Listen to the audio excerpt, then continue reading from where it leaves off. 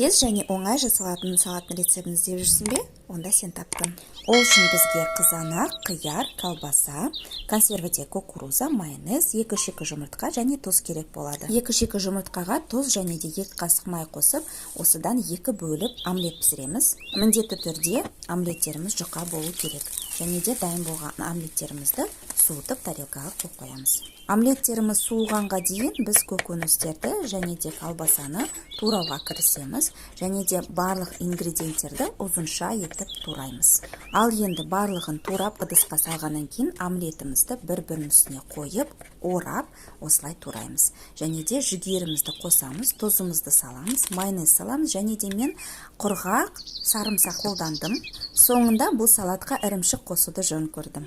Менімен бірге дайындаңыздар, және де астарыңыз дәмді болсын. Сонымен қатар менің каналыма тіркеліп қоюды ұмытпаңыз. Келесі кездескенше күн жарық.